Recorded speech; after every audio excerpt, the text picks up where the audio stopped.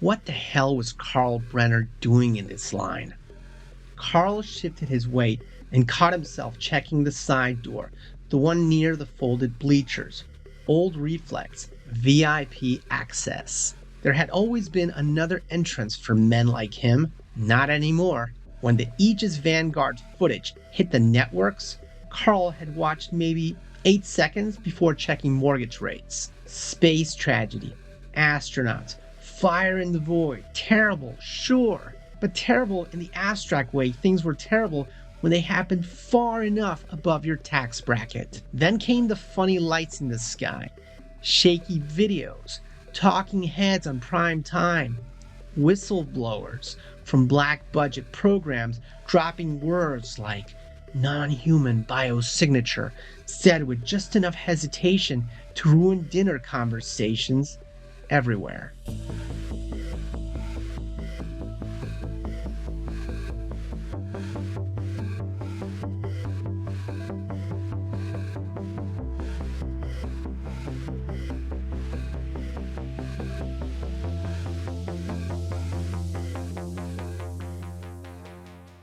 His ex-wife had called twice.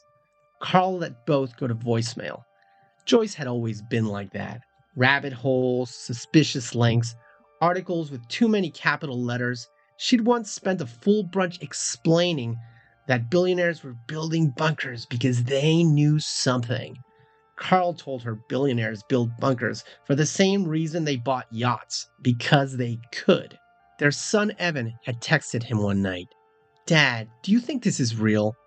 Carl had written back, "Markets hate uncertainty, kiddo. That's all this is." Good one, Carl. Real Father of the Year material.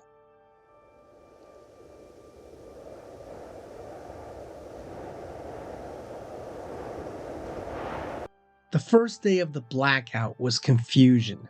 The second was cold. The third was thirst. By the fifth, nobody was joking about aliens. Power died, water stopped, cell towers blinked out, came back with phantom bars, then died again. Supermarkets emptied first, then pharmacies, gas stations, and houses with visible solar panels. Police response became neighborhood rumor. Emergency broadcasts cut in and out, always calm and usually useless, until they were gone for good. Then came the militias. They called it protection because warlords always have branding.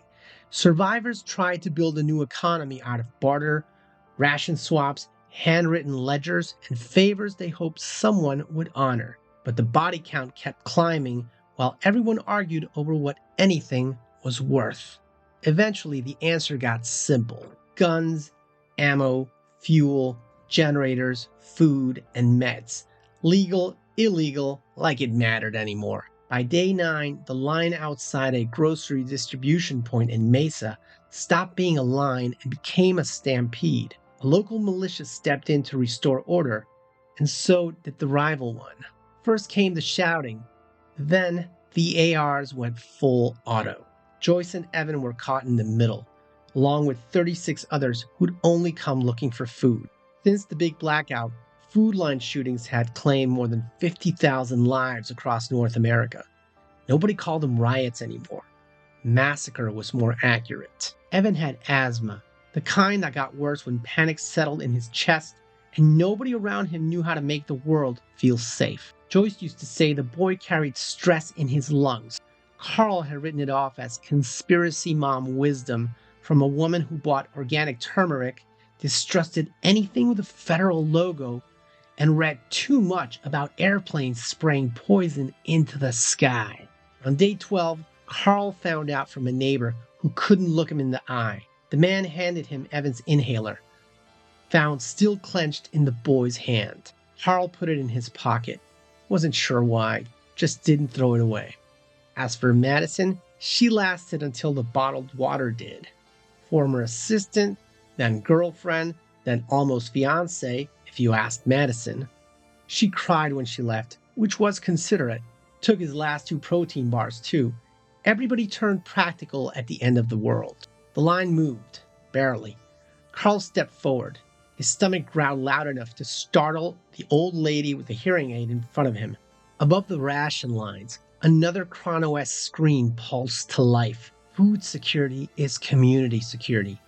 Unauthorized requests delay stabilization. Your patience has been recorded. Carl hated that one. Your patience has been recorded. Like patience was a virtue and not just some name they gave you when you were too weak to riot.